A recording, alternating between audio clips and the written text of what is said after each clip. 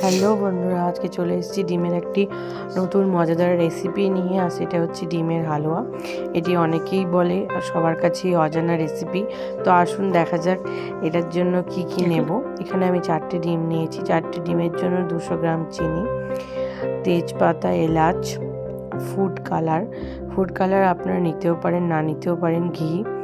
আর 4টে ডিমের জন্য আমি 500 দুধ নিয়েছি। প্রথমেই ডিমগুলো একে একে ভেঙে নেব।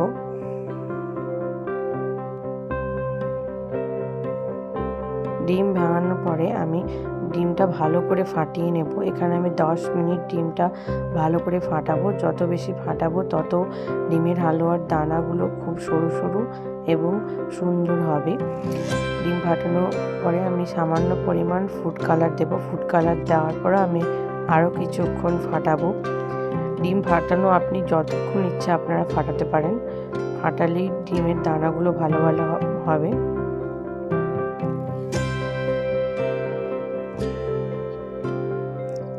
এবার আমি 500 যে দুধ নিয়েছিলাম ওটা দিয়ে দেব।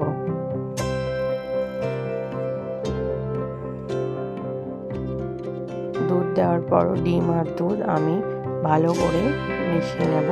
আর তারপরে দিয়ে দেবো তেজপাতা।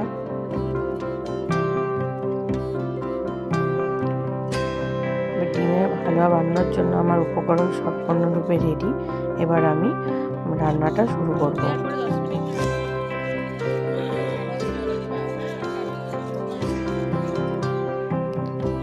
গ্যাসে বসানোর পরে এখানে আমি কাঠের খুন্তি দিয়ে নাড়বো। কাঠের খুন্তি দিয়ে নাড়লে ডিমের হালুয়ার দানাগুলো খুব ভালো হয়। স্টিলের খুন্তি না দিয়েই ভালো। এখানে আমাকে কন্টিনিউ এটা নাড়তে হবে, কারণ কন্টিনিউ না নাড়লে দানাগুলো সরু হবে না। এগুলো ছোটো ছোটোই টিপস, কিন্তু খেয়াল রাখার মতোই। আস্তে আস্তে এই কন্টিনিউ নাড়তে নাড়তে এটা আস্তে আস্তে গাঢ় হওয়া স্টার্ট হবে এবং দানা হওয়া শুরু হবে। দেখুন এখানে আস্তে আস্তে দানা হওয়া শুরু হয়েছে। এটা আমাদেরকে কন্টিনিউ নেড়ে যেতেই হবে। আর যে জলটা আছে সেটা আস্তে আস্তে শুকিয়ে যাবে। পুরো জলটাই আমাদেরকে শুকিয়ে নিতে হবে। জল আমার অনেকটাই শুকিয়ে গেছে। আর একটু শুকিয়ে আসলে আমরা চিনিটা দিয়ে দেব। চিনিটা আমি দিয়ে দিলাম। চিনি দেওয়ার পর একটু জোরে জোরে নাড়তে হবে, কারণ চিনি রসালো জিনিস, তাতে দানা সরু সরু হবে না। তাই একটু জোরে জোরে নাড়তে হবে যাতে চিনিটা তাড়াতাড়ি গলে যায় আর দানাগুলো আমার সরু সরু থাকে।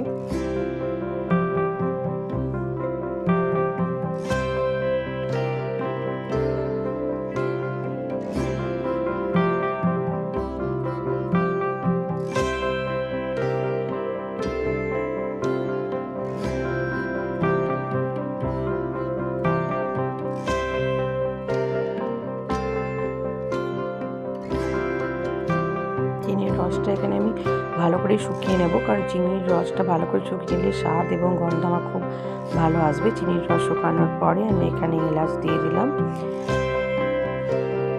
চিনির রস দেখুন ভালো মতোই শুকিয়ে গেছে। এই সময় এলাচটা আপনারা দেবেন।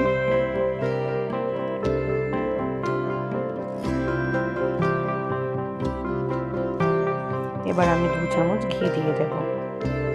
4টে ডিমের জন্য 2 চামচ ঘি যথেষ্ট। এই সময় দেখবেন তলার দিকে লেগে লেগে যাচ্ছে, তাহলে বুঝবেন যে চিনির রস পুরো শুকিয়ে গেছে। আমার ডিমের হালুয়া সম্পূর্ণরূপে রেডি। আপনারা দেখুন সুন্দর কালার এবং গন্ধটাও খুব সুন্দরই এসছে। আপনারা অবশ্যই এটা বাড়িতে বানাবেন। আমার এই রেসিপিটি কেমন লাগলো আপনারা অবশ্যই জানাবেন।